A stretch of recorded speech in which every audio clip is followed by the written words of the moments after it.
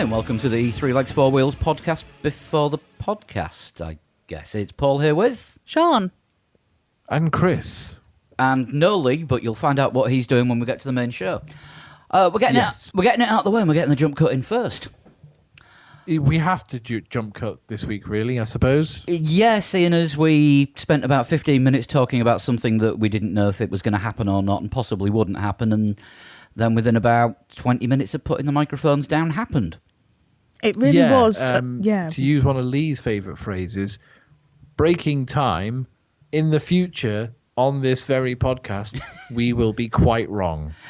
Yeah, you will know the bit when you hear it, but obviously it was announced today that Sebastian Vettel and Ferrari are parting company at the end of the season. Which we it was announced at vaguely... midnight German time last night, which was very inconsiderate of them, since we only finished the podcast Yeah, I mean, an hour before that. We'd been talking about it, like you say, like an hour beforehand, wildly speculating about who we're putting in which team and who's going to be teammates with who. And Alonso's going to be teammate... Oh, no, hang on, he's not here. Jenson Button's coming back... No, he's not here. All right, Lee, pipe down. Watch my videos. Sorry. We want to make sure the views of all of the podcast are included. Yeah, that's got that out of the way. So yeah, there was, and for you listening to this, will be wild speculation. Yeah. There's a joint statement, wasn't there, put out by Sebastian and Ferrari, saying that they kind of haven't reached an agreement and they don't intend to. That's it.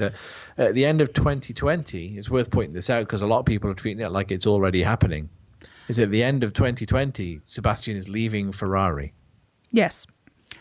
That is the gist of it, really. Which at the moment, and it's going to be the last one of these I can get in, he'll be gone before the start of the 2021 season, which whenever that will be, and he'll be gone at the end of the 2020 season, whatever year that's going to be in.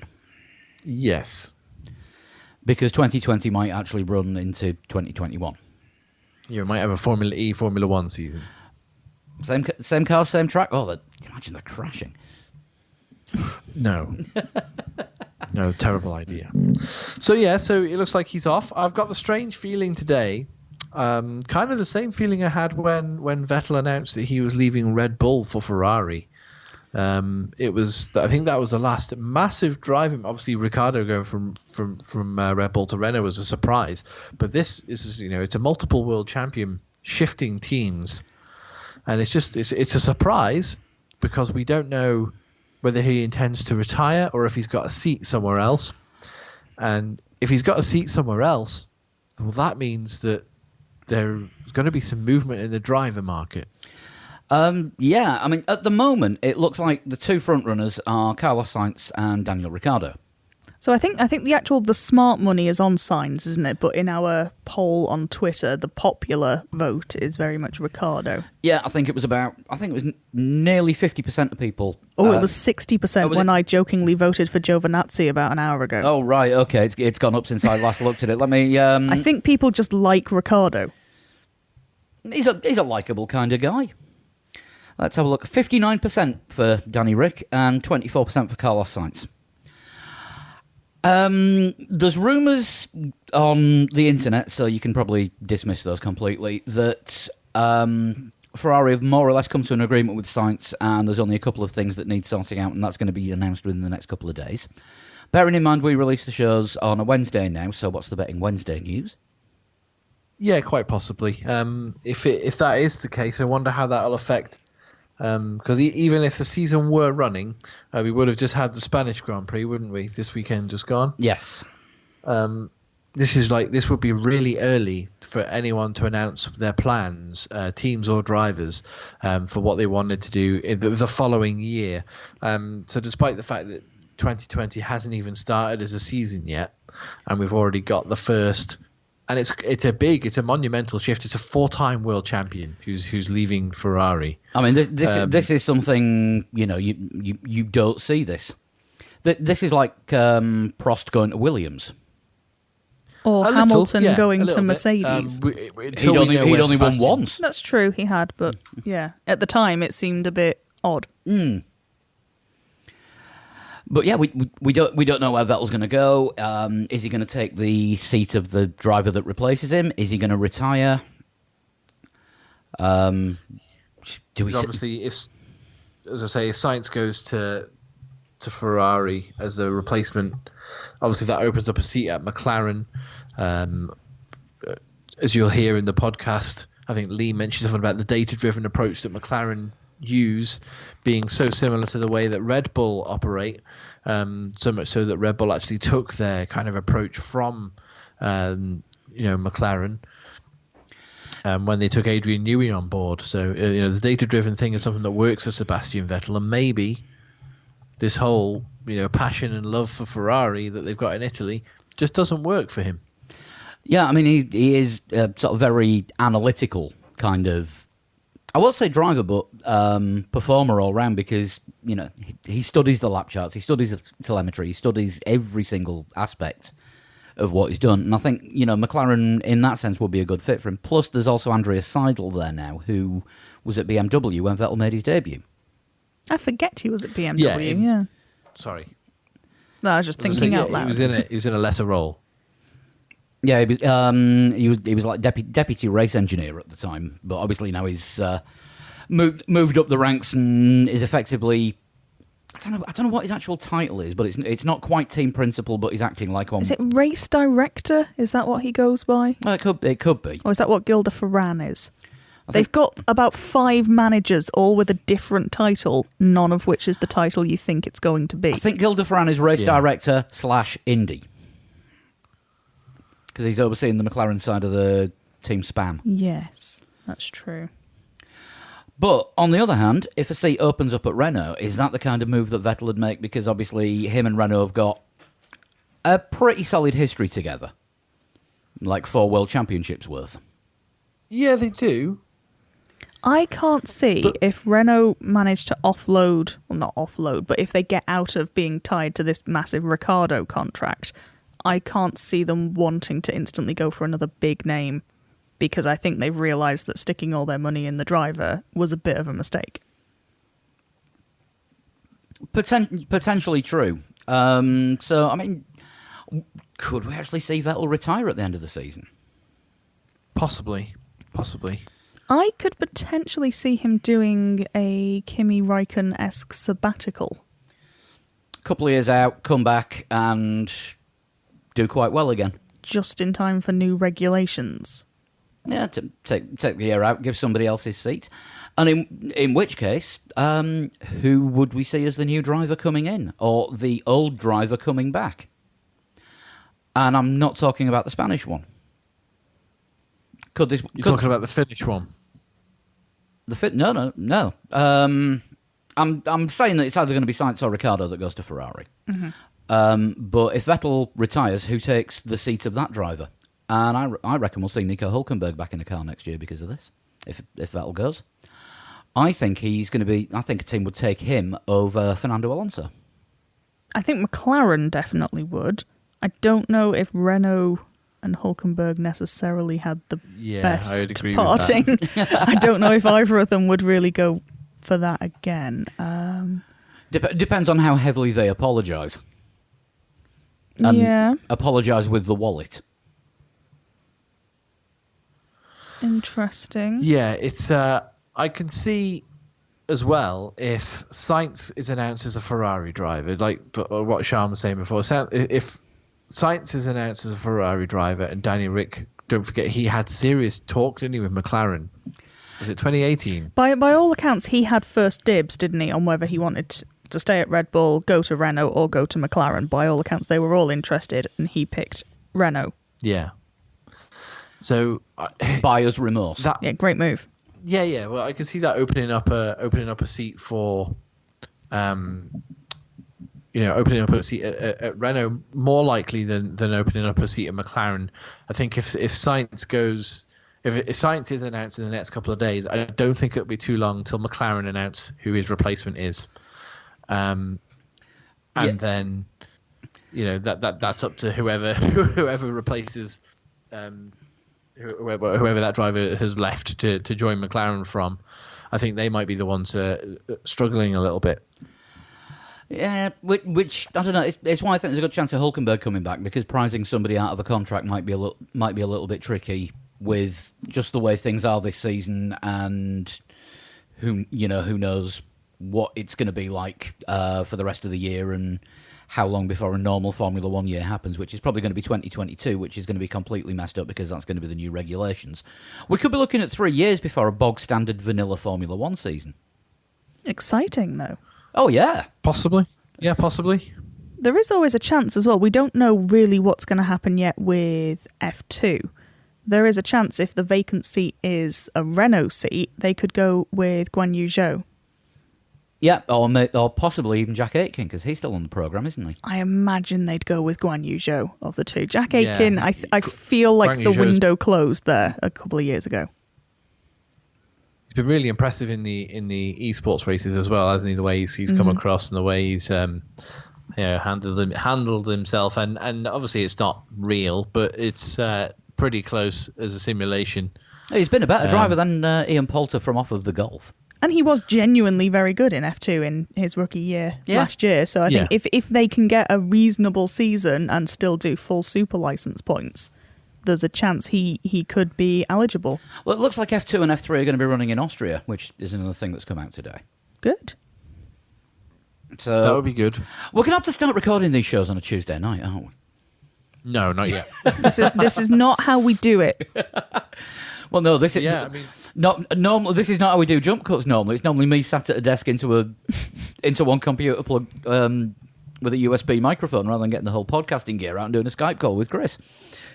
Yeah, but the thing with the reason we're doing the jump cut, obviously the big Vettel news, you treat it like a bit of a branch, really. Vettel leaves Ferrari, but then where does he go from there? Does he go McLaren, Renault, or retirement? And we think it's probably going to be Sainz taking his seat at the moment. It could change, and then there's a whole merry-go-round a la Daniel Ricciardo 2019, and Ricciardo could be involved in this one as well. So it's going to take a while to form an actual, the rest of the story. I get the feeling this is only the beginning of something potentially massive that's going to unfold. This is when wishful. they eventually get racing. I think this is wishful thinking as well, because it'll actually give us something to talk about for a couple of weeks until things kick off again. Yeah, but as I say, the timing is strange because it's still really early. Even if it was a normal season, you would not expect an announcement around about Spain time, just as the European season starts kicking off. Pre-Monaco, where it would be like, okay, well, this guy's not driving for us next year. I think That's really early. I think part of that, though, will come into the fact that there isn't the time that contract talks would normally take place will be sort of either just before the summer break or over the summer break. That's not going to happen. So once things get going, it's going to be pretty much full on race. I guess so. We're technically on the shutdown now, which would be the summer break in a normal year. So this is when the contract negotiations would be getting hammered out. Because don't forget, it's only the factories that are actually forced to close, not the money departments or the marketing side of things. So that's why you do get a glut of announcements, usually around about Belgium and Italy. So if they're on shutdown now, it's the time to get the negotiations in, because the guys at the top of all the teams aren't overseeing manufacture, races, anything else that's going on. But I mean, the way that the whole Vettel thing was playing out, as you will hear us say later, Ferrari had given him until the end of June to say yay or nay, and we're only in the second week in May. So what they were offering, and possibly, but this is definite sort of speculation and conjecture here, refusing to negotiate on, it must have been terrible. It just didn't suit Sebastian, did it? Yeah. It didn't suit Sebastian. A single year rolling deal is not what he wants. He sees that as making him almost the number 2 driver, which I can understand him not being happy with. But at the same time, have we seen the best of Vettel already? He's close with Kimi, and this is what they did to Kimi for, what was it, 3 years on the trot, just giving him a 1-year deal, and effectively hanging him out, and then there's There's nobody possibly better. We'll go with you again. I mean, Chris, your catchphrase for the first few years of the podcast was Kimmy's best replacement is Kimmy. Yeah, absolutely. And that proved to be the case. Yeah. Oh, yeah, can't argue with that. But, yeah, Vettel may not have wanted that to happen to him. Because I can imagine something like that will take your motivation away. It's going to have to, isn't it? I think as well. It's worth pointing out that in 2014 when it was 2014 was his last season, wasn't it, at Red Bull? Young Danny Ricciardo came in and was expected to sort just sit there and be a good little number 2 driver to the 4-time world champion. He wasn't. He kind of put Sebastian not in the shade as such, but statistically, you look at that season, you think, well, Ricciardo won 3 races and Vettel won none. You think it's a bit, Daniel Ricciardo totally overshadowed Sebastian. He didn't like it. He up sticks and he went to Ferrari. Now, he's had the rub of the green at Ferrari. Just before we start recording the jump cut, I was just reading Andrew Benson, BBC's article, where he said that even within Ferrari, they noticed that when Vettel replaced Alonso, the gap suddenly was not as big as it was over Raikkonen. The gap had shrunk when Vettel joined. There were doubters from the word go in Ferrari, which you don't want that. You want to get off on the right foot straight away. But I can't think of a time, and I say this later on in the podcast as well. I can't think of a time when I've thought at Ferrari Vettel's going to win this championship. Yeah, as I said last night, you could see where the fight went out of him in 2018. Mm-hmm. Which was possibly the last closest. Night and in the future. 2017. 2017. Yeah. There are 2 quotes. I've just been having a general scroll about the place. 2 quotes that have caught my eye. Helmut Marko has been speaking to the German media. See what you did there. Yeah. And he has been saying that Red Bull would be interested in signing Vettel, but can't have him and Verstappen because they can't afford them both. So they're not interested then. They're I think what they're saying. It sounds to me that a bit like pre-contract bargaining with Verstappen, where they're saying to him, "Well, sign this, or we'll just replace you with Vettel." Yeah, I think that's. I don't think. I mean, wild speculation. Would Ferrari come in and wave all the money at Red Bull? Maybe. And also, Toto Wolff, he has been talking as well. He said that Mercedes must take Vettel's exit into consideration when deciding on their future driver lineup. And once again, it's squeaky bum time for Valtteri. It would be. He can't catch a break. It would be not career suicide, but it would be pretty bad for Vettel. A pretty bad move, I think, for Vettel to go to Mercedes. Not for the lack of success, but because of how well founded that team is at the moment already. Around Lewis Hamilton, he's been there. This would be his 8th season in that team, where he's won 6 world championships. Five of them. Sorry, yeah. So many we've lost count. Five of them for Mercedes. Yeah, 5 world championships since he joined Mercedes. And even the year that he didn't win, his teammate won that year. So the team knows how to win a world championship. That would be very difficult for Sebastian Vettel to put himself up against Lewis Hamilton in the same car. And I think he'd end up with probably a worse problem than you have with than Rosberg and Hamilton together. That would effectively hand the title to the 3rd fastest car on the grid. Yeah, exactly. Which they don't want that to happen. But I think you can look at it from a different perspective as well and say Vettel's departure. Obviously, they have to keep an eye on it. They don't want someone like McLaren, I wouldn't imagine, or Renault offering George Russell a seat.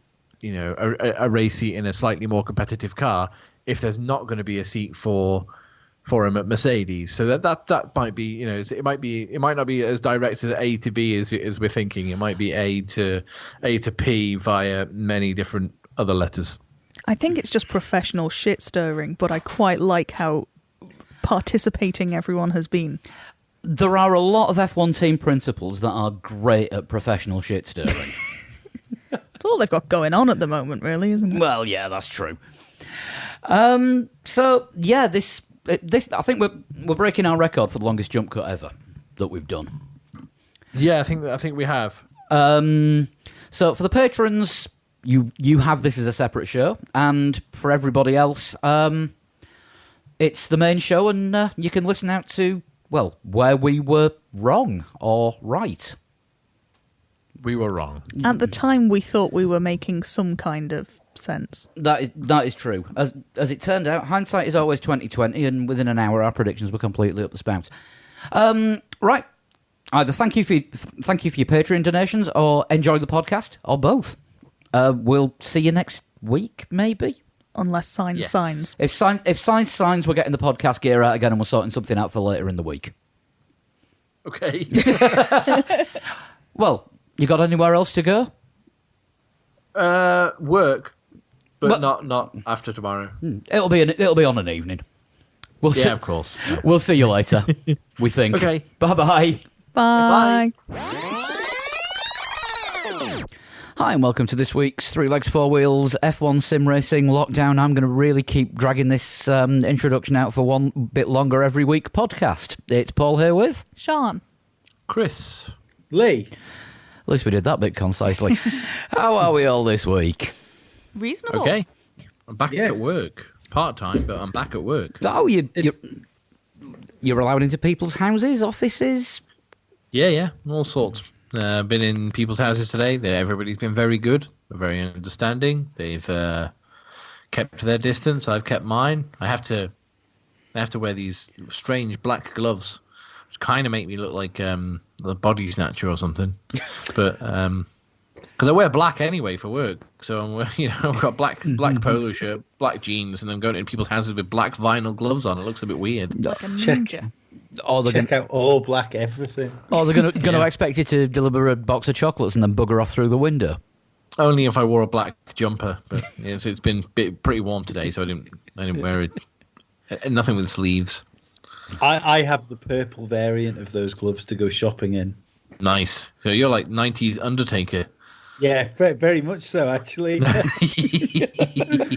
the point now where, regardless of the safety requirement, I might fray the edges at the end.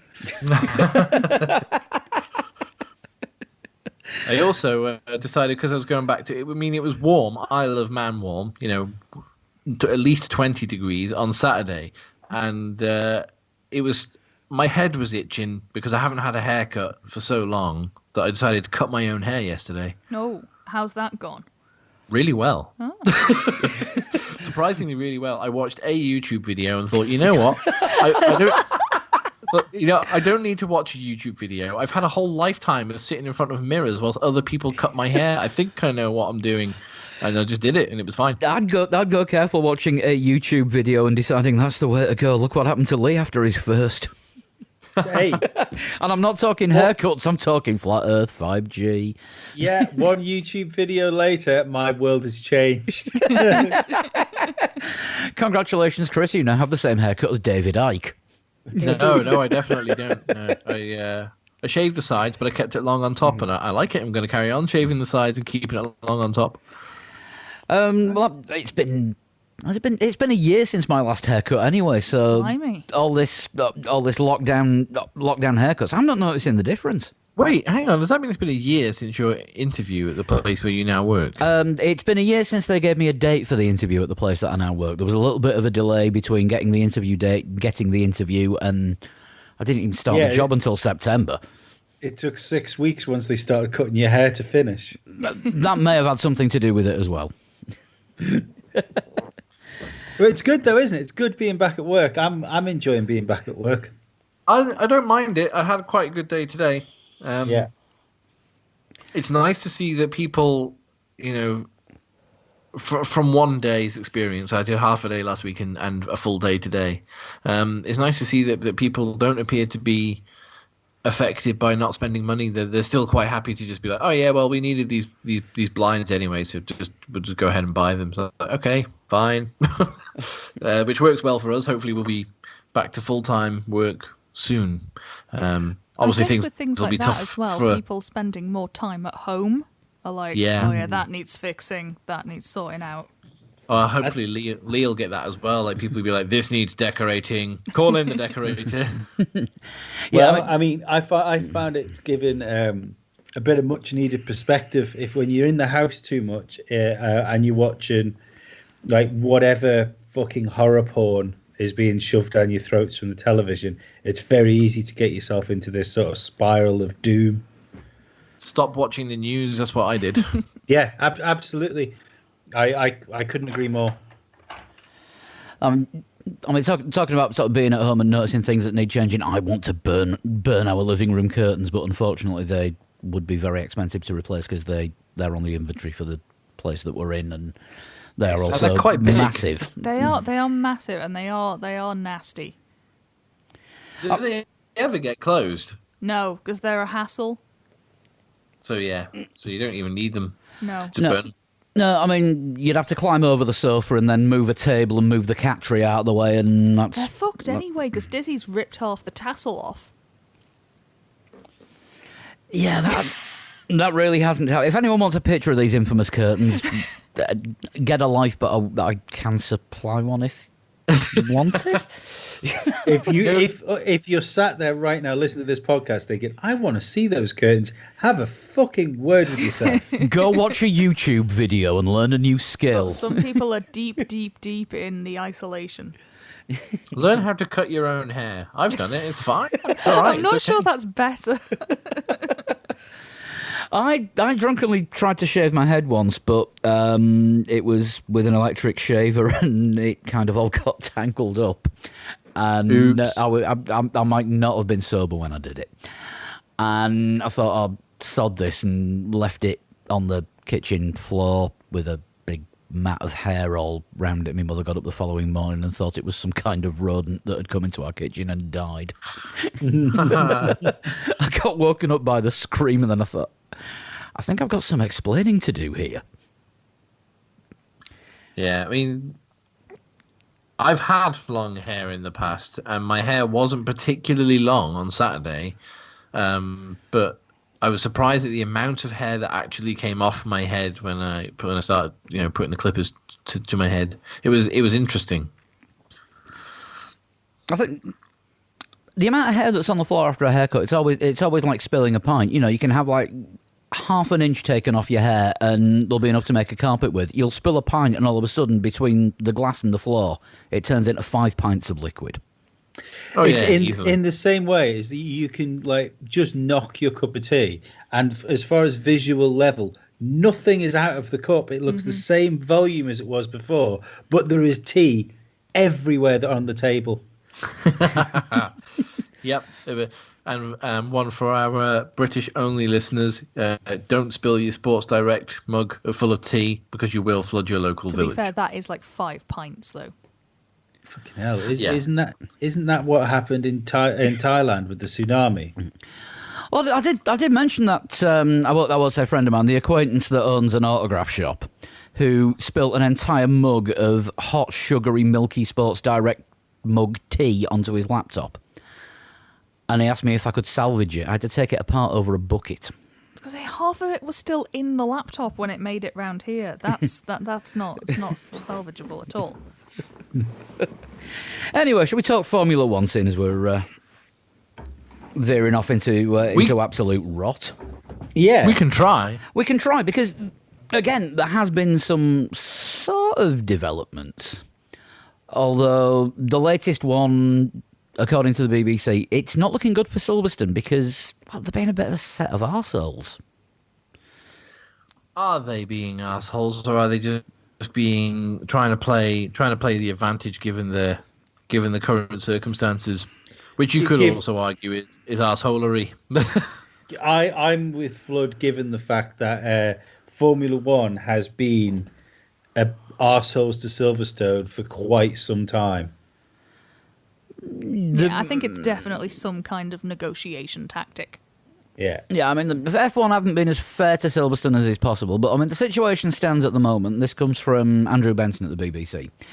Silverstone is ready to host 2 races on the 19th and the 26th of July, being the 3rd and 4th races of this new season if it goes ahead. But they want £15 million for it, which is their normal race fee that they pay to Formula One for hosting the British Grand Prix. So essentially, they get 2 races for free, and they see it as kind of that's how we help out the Formula One season by holding an extra race and moving things around to accommodate F1. So we should have it for free, and F1 are a little bit like that's kind of taking advantage of the circumstances at the moment. That's a really wrong thing to do. We may look elsewhere.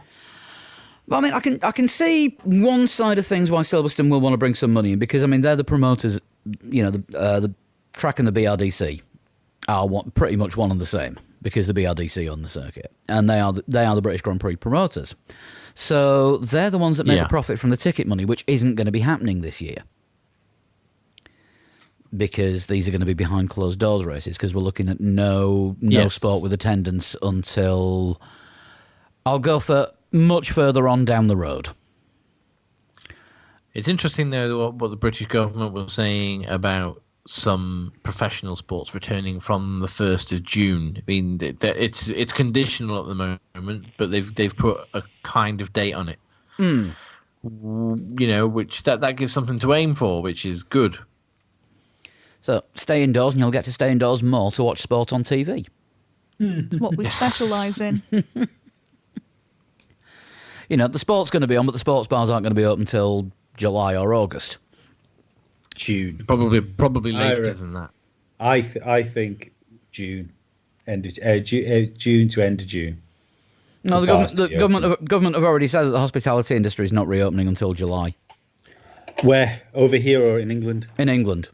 Oh, right. Oh, I think June over here. I think, July in the UK. Yeah, I mean, we're ahead.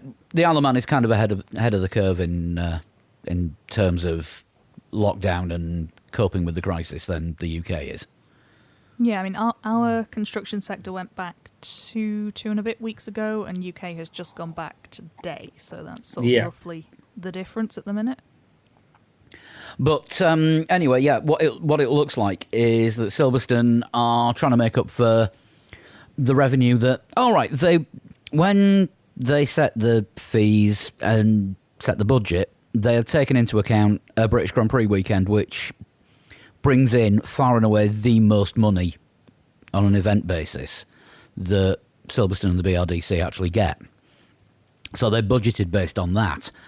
And with them not getting the ticket revenue, then are they trying to push for, well, we would have earned X amount through hosting the Grand Prix?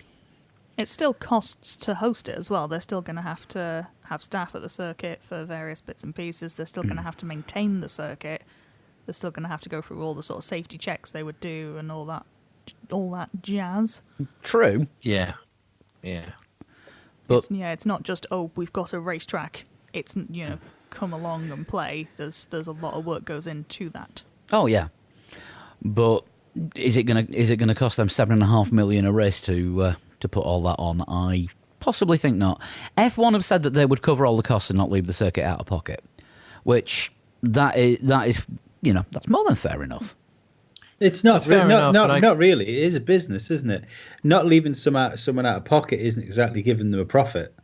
Yeah, but F1's also a business, and they're both trying to do it. That's what it's a bit of push and pull, and it is a bit silly. But I feel F1 needs the circuits right now more than the circuits need F1.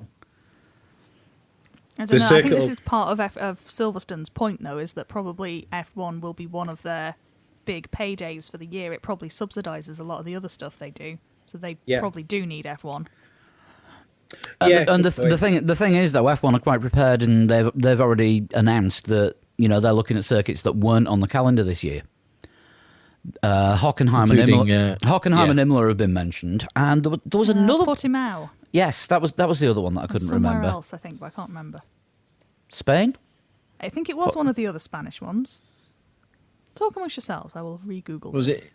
It could have been Jerez or Valencia. I think it might have been Jerez.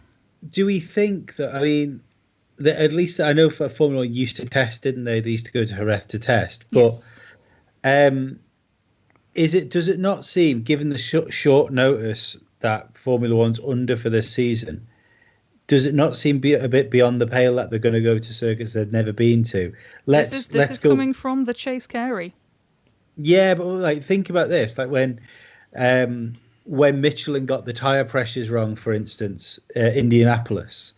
These are circuits that haven't been on the calendar since before Pirelli even supplied tires. Yeah, it is tricky. I would think damn near impossible, to do it accurately. Could they do a team tire test beforehand though? I mean, don't forget though, Indianapolis was a little bit of an outlier because that had far and away the steepest banking of any circuit that F1 had ever been to since the Racing Drivers World Championship used to have around at the Indy 500. Yeah, Malaysia has been mooted as well. And Monza. It's an extreme comparison, but don't forget you talk about circuits here that the teams haven't even got correlated with their sim rigs. But none of them have, so it would be a level playing field. Or dangerous. Or entertaining. I think a lot of the circuits will be loaded up onto the professional sim rigs. This is a question for our last week's guest Matt to answer, really, I suppose, isn't it? If you're on the Discord chat, Matt, let us know. Yeah, I'm sure they would be, but if you haven't ran real world cars around those circuits, I mean, obviously Hockenheim's different. You know, they could easily run at Hockenheim because it's only just been off the calendar for a few years. Yeah, but they were going to. But Zandvoort, Hanoi. Mm-hmm. Yeah, true. You know, true. there were going to be 2 new circuits on the calendar this year if everything had gone to plan. You've not held a race before, you've not had a test before. All that's been run at Zandvoort was a few demonstration laps in a variety of Red Bulls.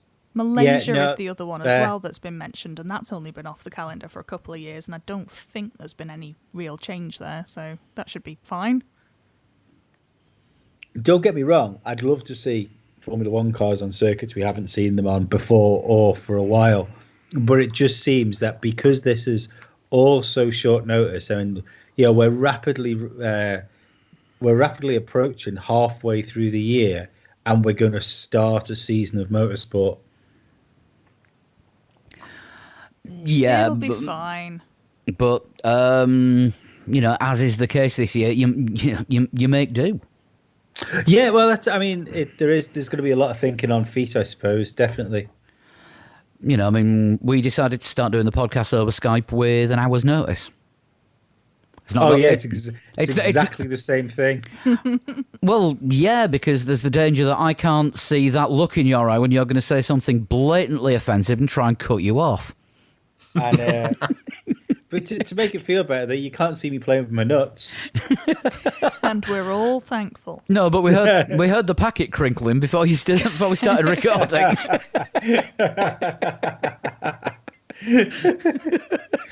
That's this week. I think this is the thing, isn't it? I'm just desperate for some sort of motorsport, and there's a little bit of me wants to start getting excited, but I don't get excited in case it doesn't happen. Well, IndyCar is coming. I'm going to say IndyCar's coming at the start of June. Is IndyCar closed circuit, or are they going to have fans there? I think it's closed circuit at first. Closed circuits, yeah. To be reviewed sort of as they go, I think, track by track. And NASCAR is starting on Sunday, where apparently they're going to run one race every 3 hours for the next millennium. They're doing something like 10 races in a week or 7 races in 10 days. Not just the NASCARs. They're going to have the Xfinity Series and the redneck pickup trucks as well. Yeah, but they're doing an extra race at the Roval, so that counts as a real race. Jesus, that's what we're counting as a real race. Well, at Charlotte Roval.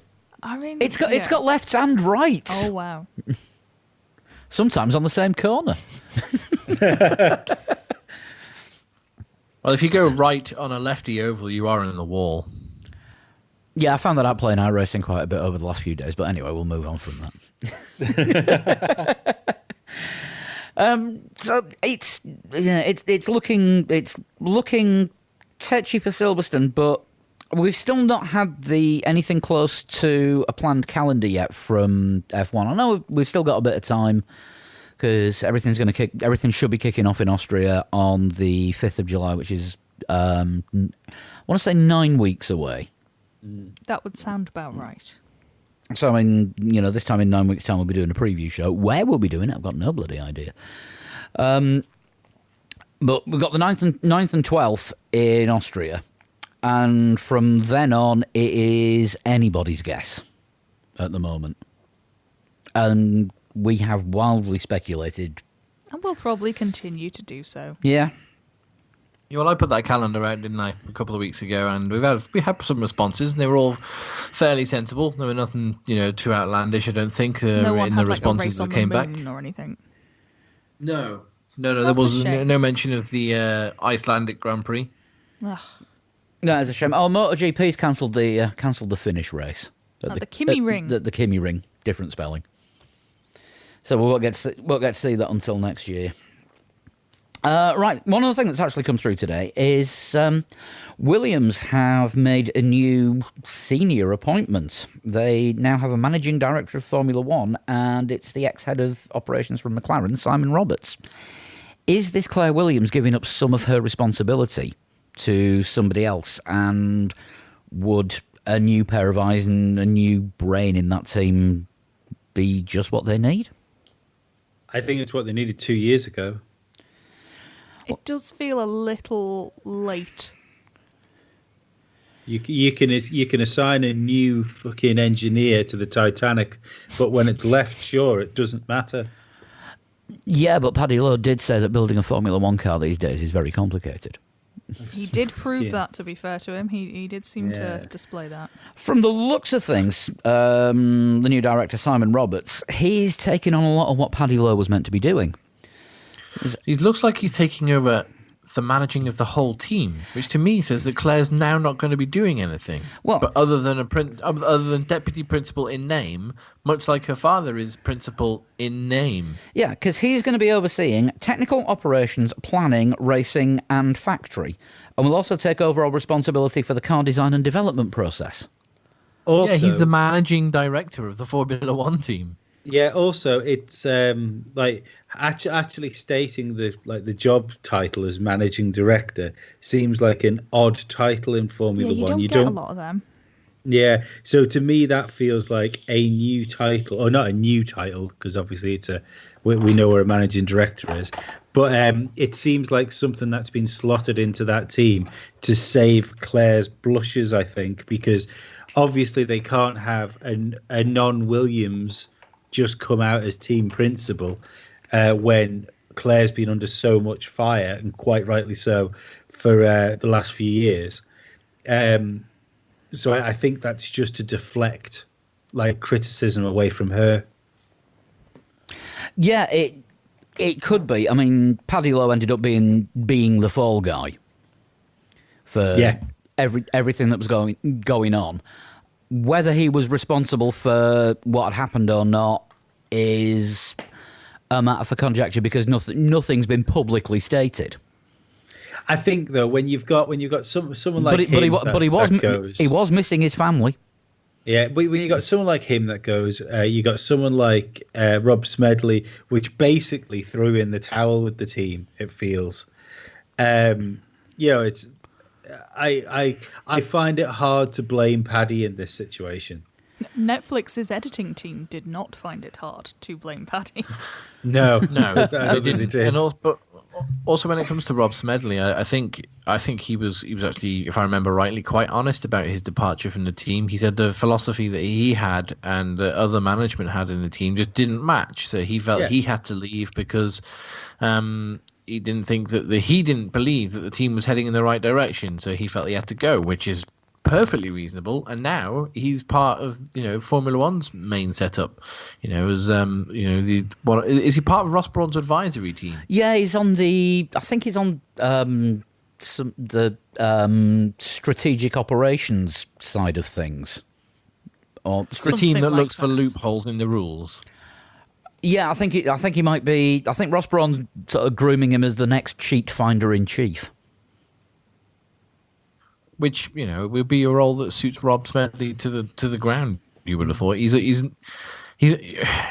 exactly a people person, much like Ross Brawn's not exactly the most chatty person in the world when it comes to what's gone on before a race, after a race.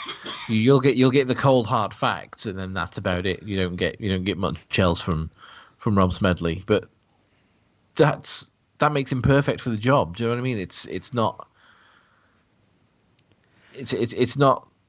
necessarily. I think he made the right decision when he left Williams, and to be under Ross Brawn's wing in the role that he's in now is. I couldn't imagine him doing anything else, to be perfectly honest. Outside of managing his own team, Smedley F1. Yeah, I mean, you couldn't see him.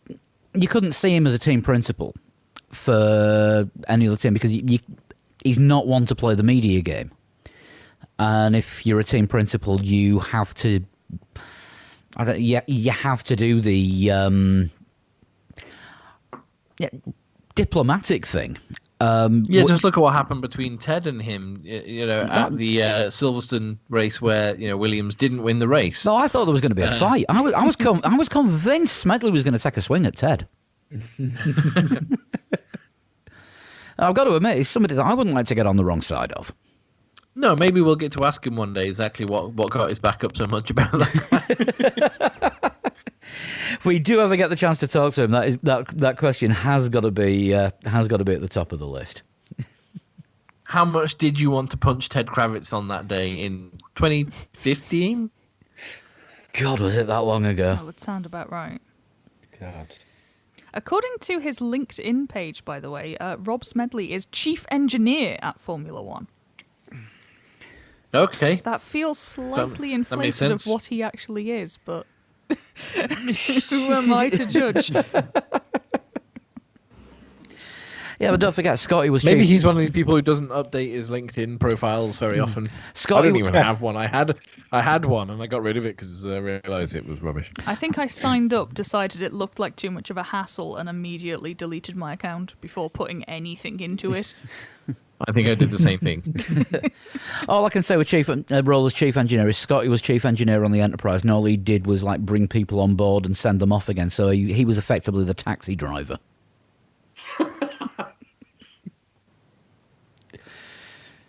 Yeah, and I know they really didn't want the Star Trek joke to happen, but I was not letting it go. Where are we now? Ah, yes, the Concorde Agreement. That is still up for renewal at the end of this year. When was it last not up for renewal? Because it feels like it's been going on for a while. Well, that's the thing, because the 2021 regulations, and I'm not going to make that joke again, were all to be brought in at the start of the new Concorde Agreement, which is why they were bringing the budget cap in at the same time. And various other financial regulations, because in the current Concorde Agreement, these things can't happen. And obviously, this is the one that's got to be signed and agreed to by all of the teams. So it runs out this year, which is why the budget cap starts at the end of this season. But the new technical regulations, obviously, they've decided to hold them back so that the 2020 cars run for 2 full years, just as a money-saving exercise. F1 say that it's on the back burner, but it's gonna have to be something once racing actually resumes that they're gonna have to sit down with the teams and thrash out, because regardless of all the Ferrari quit threats that we've had, I'm talking about the most recent glut of Ferrari quit threats over the budget cap, which now appears to all be resolved This week. Yeah. So the latest in the ongoing series of quit threats.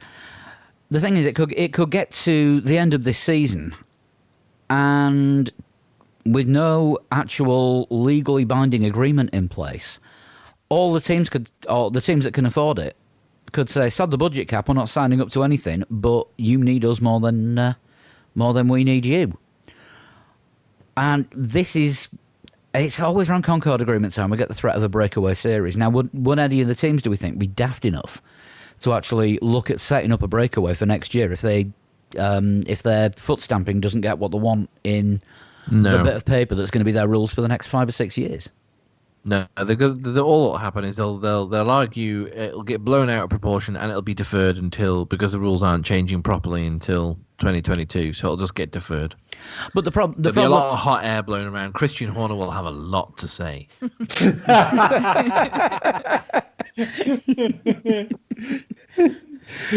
Most of it revolving around customers buying a Red Bull car off them. And every other word being Max. Or Daniel realizes he's made a mistake now. Yeah, that's more likely. Yeah, that's... I saw something the other day, I can't remember what it was in, it may have been Autosport or not, but apparently it's now crisis time for Ricciardo because of his overly high contract with Renault that, he's now been there a year and a half and he's not delivered. To be fair, the last few months are not really on him. Yeah, this article was trying to phrase it that it was his fault that he hadn't got a podium this year. What did you read that? What article was it? The Beano? The only article I read of that was Renault actually saying that they don't have an option on him for next year. Yeah, they've got no option. They're going to have to get rid. If he gets a better offer. Unless he wants to stay. Yeah. Don't know where he's going to go, though. The whole Hamilton potentially taking a break / going to Ferrari / Vettel going to Mercedes thing has resurfaced this week. Yeah. Oh, not again. Vettel going to Mercedes. I read the rumours of Vettel going to McLaren. Oh, is that another one as well? Yeah. Oh, yeah, that's quite a hotly writers contested aboard, one. I think. Vettel to McLaren and maybe Carlos Sainz back the other way. Ah. So there could be a reshuffle coming. I honestly don't think anyone's going anywhere for next year. I don't know. I reckon. I think Vettel will go somewhere because I don't think he'll want to do 1 year at Ferrari, especially because all of the contracts are up. If he's going to get himself anywhere, it's going to be like this year. If he's going to get himself away from Ferrari, I think he'd be a good fit in McLaren. Well, according to Sky Italy earlier on today, and I want to thank Alessandro for sending this in on a tweet, Ferrari offered a 1-year renewal and they want an answer from him by the end of next month. 1 year renewal, and apparently his wages were down to 12 million from 28. Oh no, how will he cope on 12 million? I've no idea. But is he? I know this isn't going to be a particularly popular opinion, but for McLaren, I think.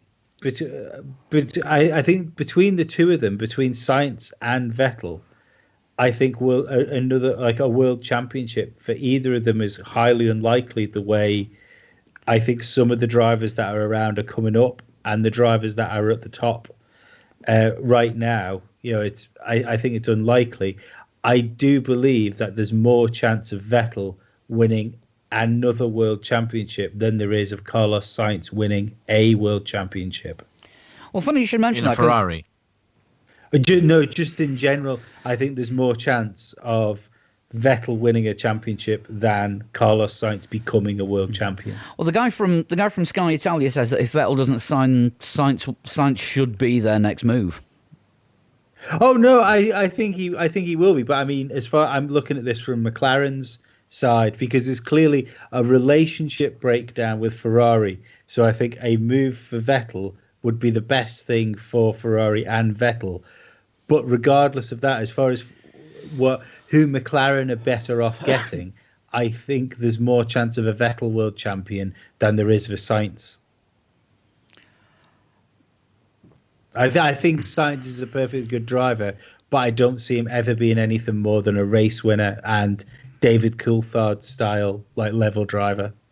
I think Sainz and Vettel in the same car, I think we'd see possibly something similar. I think they'd probably both put each other off. I think Sainz would be too like Ricciardo was in the year that Ricciardo was Vettel's teammate, but I also think Vettel would be too dominant like Verstappen was when Verstappen was Sainz's teammate at Toro Rosso. I think they'd kind of grate on each other. I think maybe if Vettel got himself out of Ferrari, that might be the only way to drop crashy Vettel and allow him to refocus, because we've said all along that he enjoyed the sort of data-driven, like militant way that Red Bull would go racing, which was a very McLaren-esque way of going racing, where he just doesn't seem to have gelled with Ferrari. I think McLaren would be much more what's in his head of how a Formula One team operates. Yeah, I can see that kind of logic working for Vettel. But what would be interesting is, obviously, we're thinking it's probably going to be Sainz moving out if Vettel would move to McLaren. What would be interesting then would be to see the teammate battle between Lando Norris and Sebastian Vettel. Lando would essentially be, having been at the team longer, would be not the number one driver, but he'd be almost expected to put Vettel away. Yeah, but we are talking about a 4-time world champion here who's been a little bit out of sorts since the turbo hybrid era came around. He won some races, but in all honesty, he's not really been in a championship fight. Never has he been in a championship fight where you've actually thought Vettel can win this world title. I can't remember that anyway. No. I'm sure if we listen to previous podcasts, I'm sure I probably said that at some point. But I can't think now of a time where I thought Vettel's going to win this world title in a Ferrari. Just I have never thought it. Up until he started the year he drove into Hamilton at Baku, 2017. The way that year started for Vettel, I thought he was going to win world championship that year, because it just looked so strong, didn't it? And then it just slowly unraveled, like block by block for him. Yeah, it was that. There was the German Grand Prix, and I think there was another one in there somewhere. Something went tits up, and I think after his crash in Germany, that you could actually see the fight going out of him.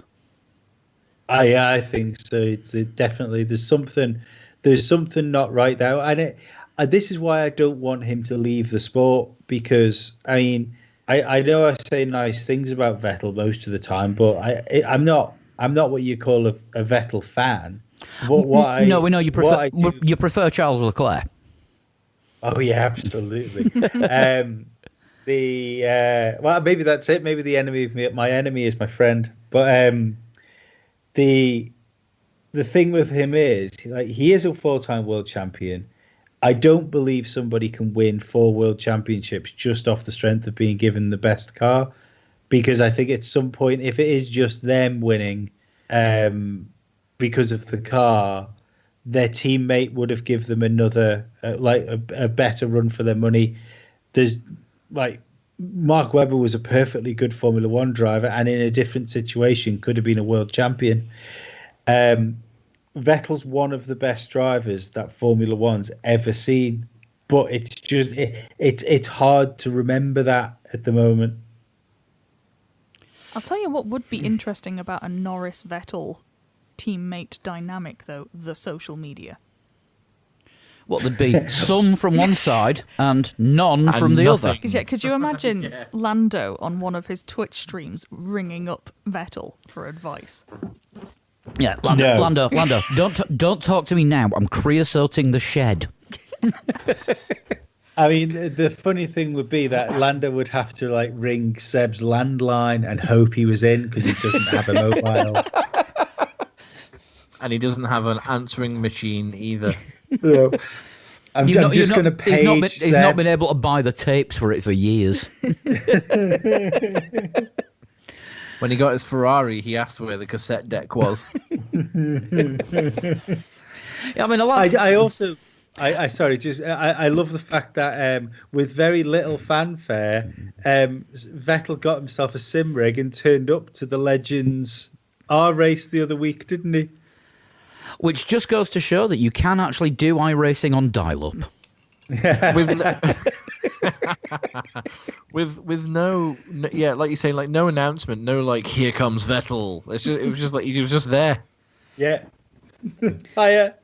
Yeah, Lewis Hamilton has actually said that he sees no point in doing the amount of sim racing that all the current or most of the current drivers are doing, because it's nothing like it is in real life because you can't feel it through your backside.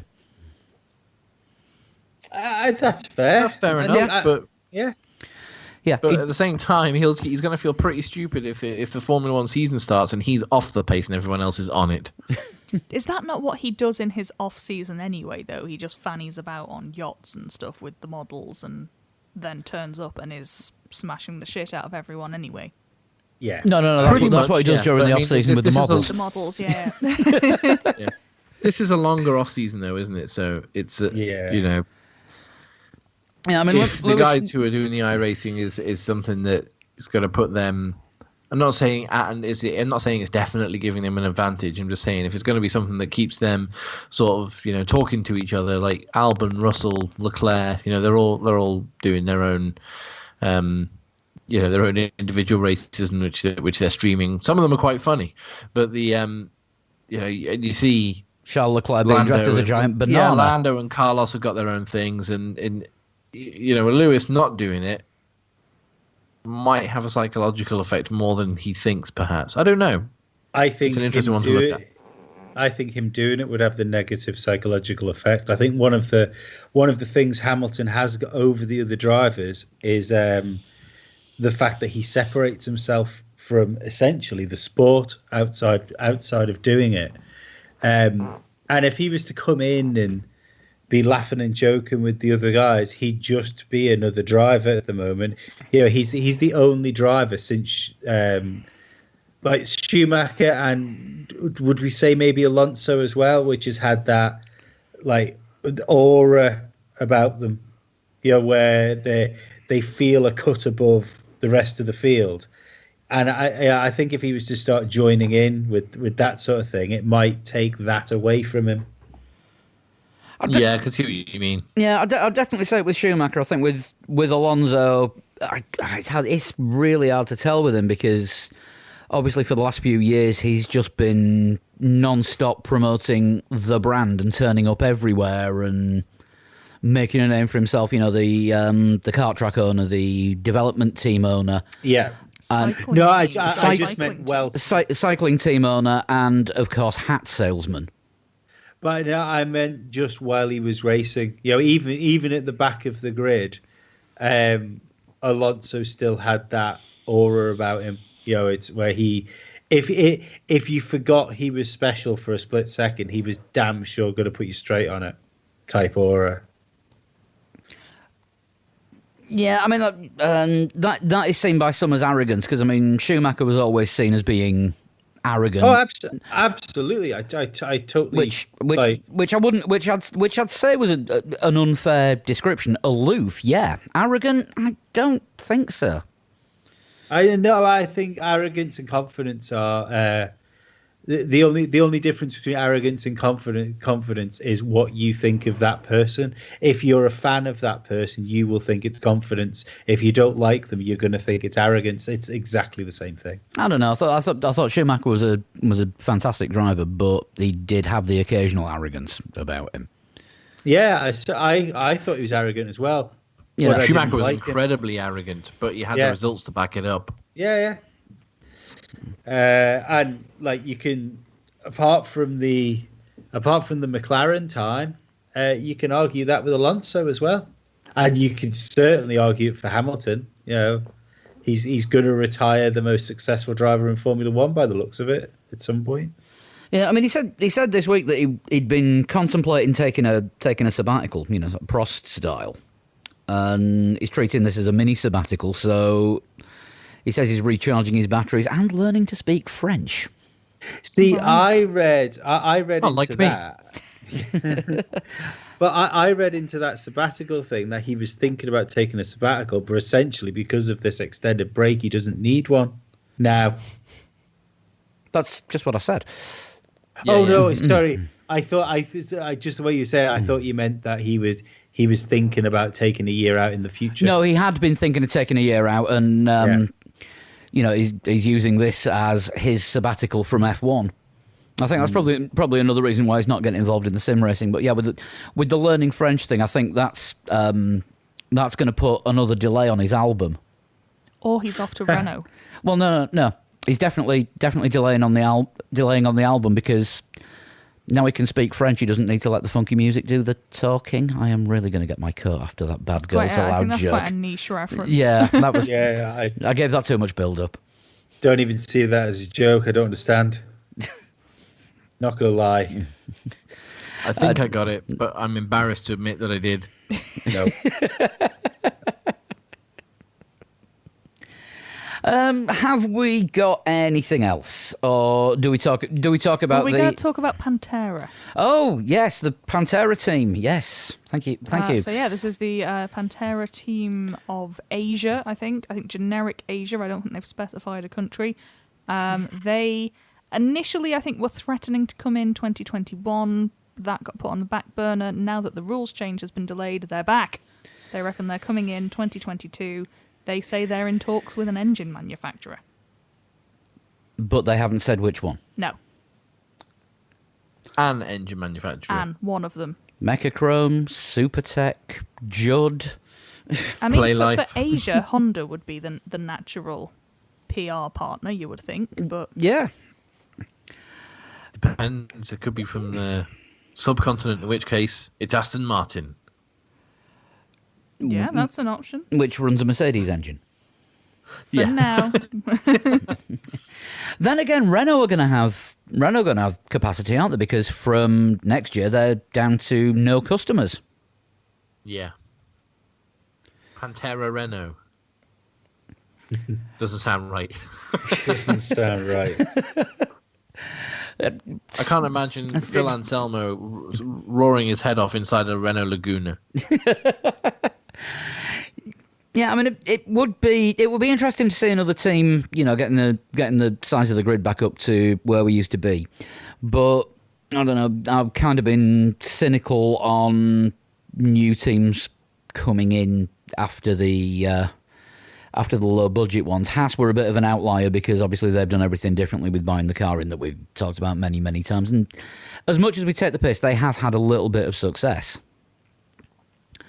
But this new entry, they seem to be sort of playing the cards very close to the chest, which is kind of the thing that Lotus, Caterham, whatever they were called at one particular moment, HRT and Virgin Manor Marussia were doing. Yeah. And it just led to, that was Formula 1C with those three teams. Yeah, basically. They were so far off the pace.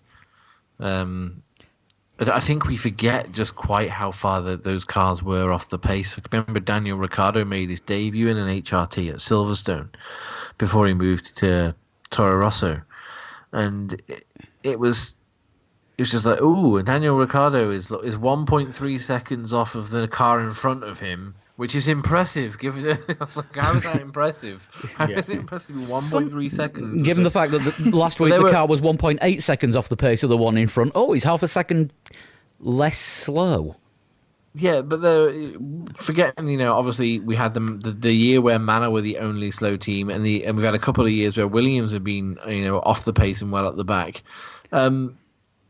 This was three teams that were doing this.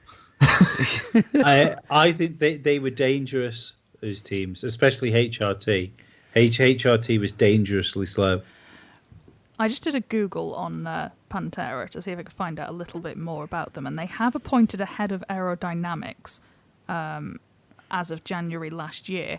Going back through his LinkedIn, he was also head of aerodynamics at Manor and deputy head of aerodynamics at Caterham. They're fucked. And there's also a senior aerodynamicist, that's a fun word, at Super Aguri. Oh, they are almightily fucked. Right, so basically, where's Mike Gascoigne? It's going to be. I was just going to say that. It's gonna be a brick with an engine attached. He's probably Mike Gascoigne will be on a beach somewhere with far too many like leather bracelets on, spending time with 18-year-old students that are on a gap year. I used to work in Formula One, you know. With an open shirt when he goes out for a drink at night. Yes, always an open shirt with a necklace with a shark's tooth on it. No, I was going to go for either a seashell or a shark's tooth. Gascoigne here. No, Mike Gascoigne, one of the most respected and ill-fated engineers in Formula One in the 21st century, and we're kind of caricaturing him. We're not caricaturing him. We're describing him to a T. Slightly younger Hugh Hefner. Slightly younger than dead. Even I'm choking at the horror of that one. Look, at least when you die, you can't get older. Well, yeah, he's slightly younger than Hugh Hefner. Hugh Hefner is actually dead. But before he died, he was old. I guess so. Might have been what killed him. What, being old? Yeah, might have been.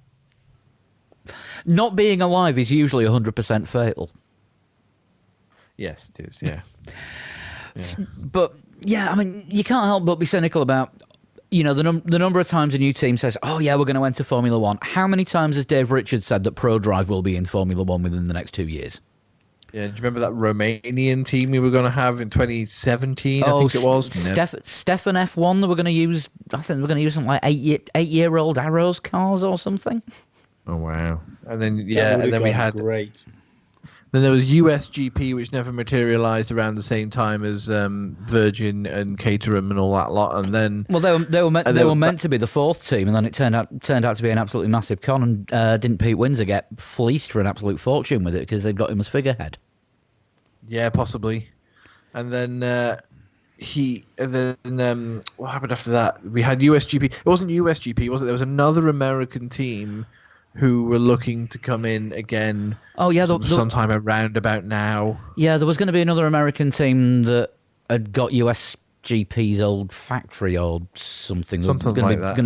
Another team that was going to be based out of Charlotte in the middle of the NASCAR belt because that's where all like 7,000 NASCAR teams are based. So there's a lot of team headquarters around that area. Yeah. But yeah, we've had all these false alarms, and every new team that's come onto the grid, with the exception of Haas, shouldn't have wasted the time, money, and effort. And we don't know if Haas think they've wasted their time, money, and effort, do we? We think that might be a factor in the next couple of years. Busiest front wing department in F1. Well, they do have Roman Grosjean in the team. But yeah, I mean, the number of failures that we've had. I mean, I was having a chat with Sean, Virtual Statman, at the weekend. Yeah, and we're talking about the 1980? It was either the 88 or 89 Canadian Grand Prix, and the number of absolute backmarker teams that were in there. 89, yeah. It was. What was it? Real, Coloni. I mean, Dallara putting their own entry in. Yep. And a cat. Oh, hello. Which one was that? That was Dizzy. Oh, hi, Diz. You're not talking now, Diz. No, she's gone quiet. She's done. I thought she'd done her bit for this week. But yeah, you used to get teams that didn't even last an entire season. But I mean, that was back in the days where you had to pre-qualify to get into qualifying. Yeah, didn't he say, was it Real or Coloni that sold off all their stuff to Andrea Moda? I think it was Real, because the race that we were having a look at and talking about, that was the last race that they actually managed to qualify for, and then either DNQ'd or DNPQ'd for the rest of the season, vanished and turned up with the name of a Italian shoe company on, being driven by the original Stig. Oh, Good old Ben. No, it wasn't Ben. It was Perry McCarthy. Oh, the original Stig. The original Stig. black suit Stig. Yes. The one that fired off an aircraft carrier. When nobody. He was going to. The first time that go nobody. public. Yeah, the first time that nobody watched Top Gear. Too harsh? No, I didn't it's think. fine. No, I didn't think so. So new team. Let's see the colour of their livery before They seem to have done some moderate hiring from a scour of their LinkedIn as well. They've got the guy who was the original managing director of SMP Racing as their team principal. Oh, okay. Oh, so they might have some Russian money behind them. So yeah, cautiously optimistic that it might be a thing. And anything Russian backed when it comes to Formula One always goes fine. I'm looking at Petrov. Officially, it's an Asian team, so So whichever Asian country it's from will be Russian soon. yeah, I can't actually Asia find again where it is. doesn't have the greatest Formula One pedigree like any of Asia. I'm trying to think of something, but I'm. Honda? Yeah, I mean Honda as an entity. Ukyo Katayama.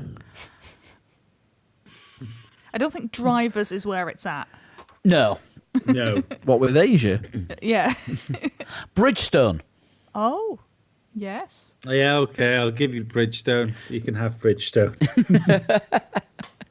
Well done. You perfected the boring part of the sport. Yes, Bridgestone, most remembered for that thing in America where only 6 of them took part. Yeah, helping Ferrari win championships. Yeah. Hey, they were just doing what the FIA couldn't be seen publicly to do.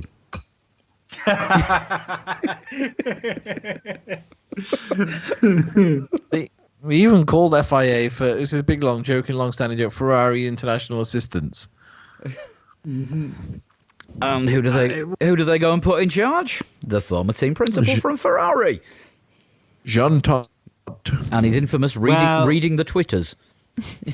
Well, He has it Well, printed out for him. at least if modern Formula One has shown us anything, it's the fact that the FIA don't help Ferrari anymore. With Jean Todt in charge, the FIA don't help themselves. But they certainly don't cover up blatant engine cheating and things like that. No, because there wasn't any. It was in the official document that nobody gets to see. Moving swiftly on, we had our first Three Legs Four Wheels organised sim race last night. We did. How did it go? Great. The not quite 500 because it was only 250 miles. With How many hindsight, hundred are laps? you happy with the distance? That was the correct decision? I don't think I could have done a 500 mile around Indianapolis. 200 laps of that would have been a little bit hardcore. I mean, I've only been sim racing for a month, 5-6 weeks. I think Lee, you're about the same, aren't you? Yeah. Yeah. And I mean, there was some, there was some quality drivers on there, people with a lot of experience on sims, like last week's guest Matt Steele, who helped us set it up, and thank you very much for that, Matt. And real life former racing driver and first person to carry the Three Legs Four Wheels logo on track, Dave Daddario, took part as well. Oh, excellent. Love to see Dave Daddario back on track. And should have watched. And with all the experience of those two, there was the big one that happened pretty much on turn one, and they got wiped out and ended up 3 laps down. And this is what happens when you let out and out rookies play with you. All in all, though, I think apart from a couple of incidents, the driving standard wasn't too bad. It wasn't like an awful, like a shit show. What I had another penalty I forgot to tell you about as well. I didn't realise on restarts in IndyCar you can't take over on the inside. No, you've got to wait until you pass the line before you can make a pass. Yeah, I didn't realise that, so I got a penalty for that too. Yeah, I mean, the driving standard was good. It wasn't my fault that I T-boned Carl Ford. He was parked in the middle of the track, and I was doing, I was flat out coming off turn 2. Having seen the replay of this as well, I think the person at fault was your spotter, because they were just like, yeah, slow car, go low. That was not a slow car. That was a massive undersell on what was going on. Yeah, that was a parked car pointing sideways. I do know something else about that race, though, even though we were on different parts of the track, because when I didn't have hashtag Team Shunt sorting out my pit stop strategy, I had them spotting you to find out what you were up to, and apparently you did quite the Grosjean under the yellow flags. What, just drive into a wall and blame it on Ericsson? I didn't crash under a yellow. Apparently, you spun all on your own, or crashed all on your own under the yellow flag. Nope, I actually didn't. The only spin. It's very strange because you were in the pit when I went past under those yellows. No, what actually happened was I was trying to regain a position, and I got 2 wheels on the grass and barged into somebody else. Oops. Yeah, I kind of ran out of talent. That sounds like quite the Grosjean.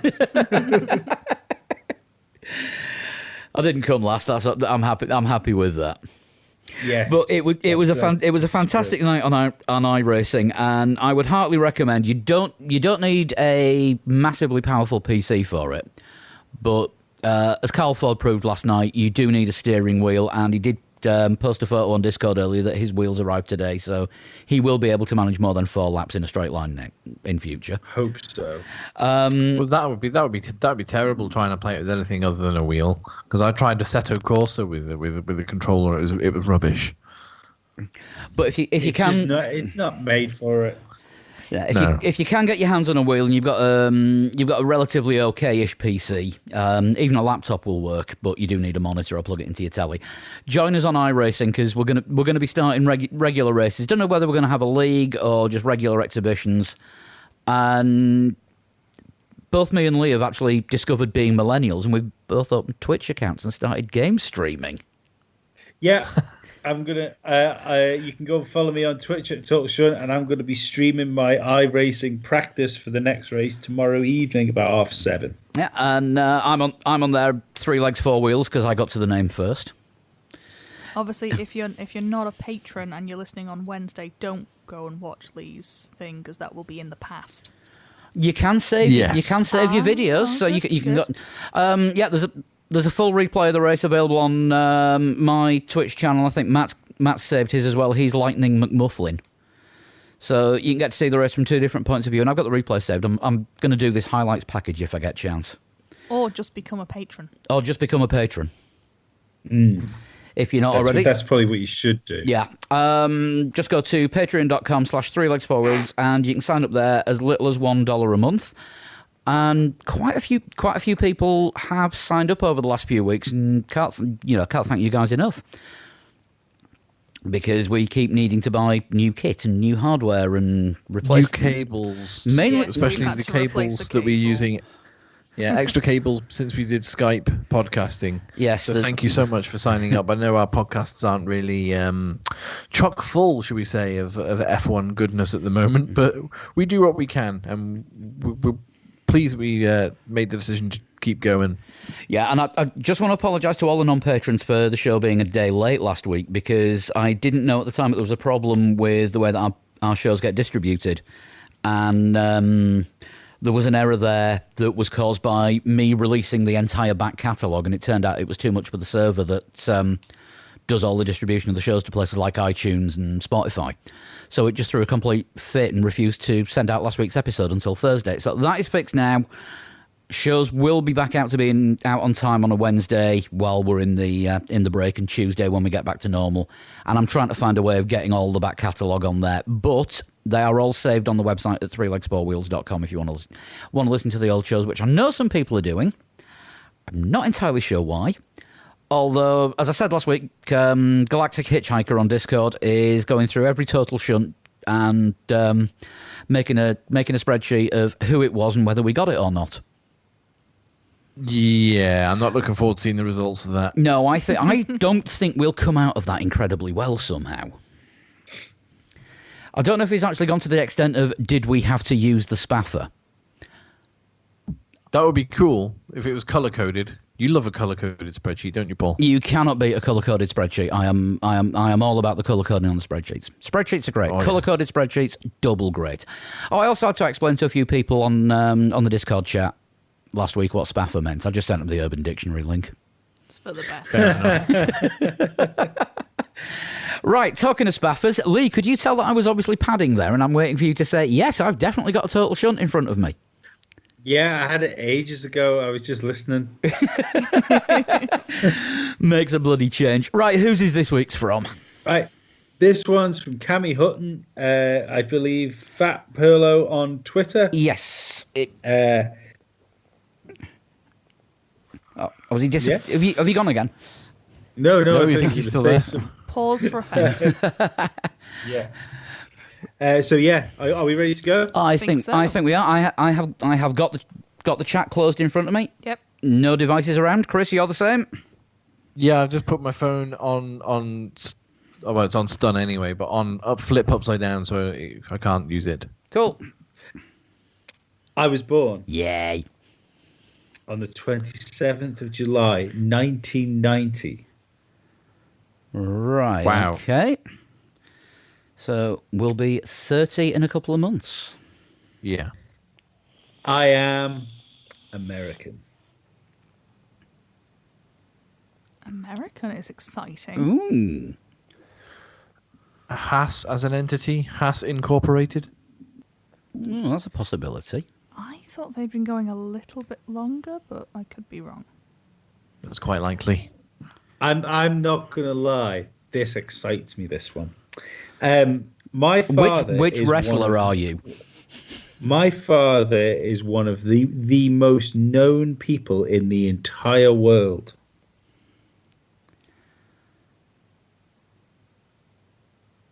How many of Donald Trump's children go Did it racing? say, is it Donald Trump Jr.? Um.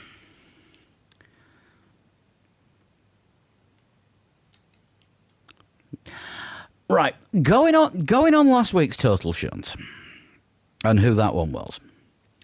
I'm just trying to work out, does Donald Duck have another nephew that drives a car? What?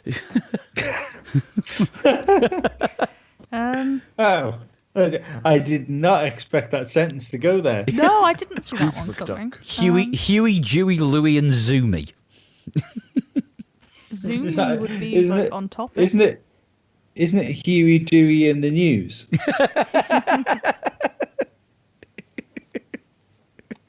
You're such a square. Ah, that's the power of Duck. Nice. I mean, my first thought at sort of 30-ish-year-old American was Alexander Rossi, but I don't know that his dad is all that famous. His surname is, you never know. I don't think Valentino is his dad. Or the one from Status Quo. I would like a guess, please. I'll bet you would. Oh, shit me, I've got nothing. I have not a great deal to go with. No. One of the Andrettis must have been born around about 1990. Something beginning with M. I don't know. There are others because Oh, are there? there was a Jeff, and I think there's is there a Scott Andretti? Let's go with that. What, Scott Andretti? I will take Andretti as a single entity. Generic Like the book. Andretti. Like the Borg. Okay, good. Yeah, an Andretti. I think this tells us it's not an Andretti. We are Andretti. Resistance is futile. I earned a Formula D license in 2006. So at 16. Yeah. Now, I don't know what Formula D is, so I don't know whether that is actually a racing series or whether we're talking iRacing. I don't know. I think that is a thing, isn't it? Yeah, I think it's got to be some kind of open wheel series. It rings a bell. Don't know Formula why. D sounds like a porn parody, if I'm honest. It could. Formula E's more exciting cousin. I reckon it's some kind of regional F4 or a similar spec to F4, but can't call it F4. It might be an American version Yeah. or something like that. American version of F4 where they don't pay the FIA licensing fee, so they can't call it F4. Seems logical. I have competed in the NOPI Drift Series. Hey, I think I know who this is. I think this is Nick Hogan.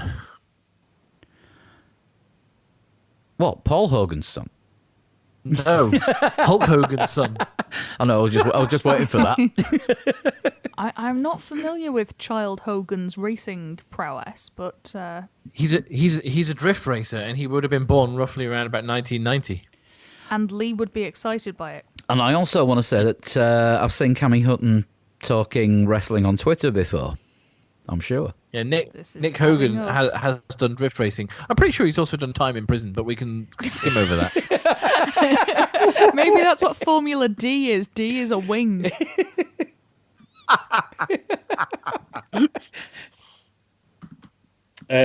Number 6. I have appeared in reality TV shows alongside my family. Who knows best? Hogan knows best. And I need a guess, please. I think it's Nick Hogan. I'm not going to argue. No, it's sounding good. You go with Nick Hogan as the guess. I think so. Yes. Yeah. In May 2008, I was sent to jail for reckless driving and having a high blood alcohol level whilst operating a vehicle. I should apologise. In the middle of that, the cat jumped off my lap and there was claws. Oh, with claws. Yeah. Yeah. Better than the usual trick of a hoof in the foof. Don't want hoof in the foof. No. I thought you were just preparing to sing Hogan's theme tune. I mean, it could have been that as well, yeah.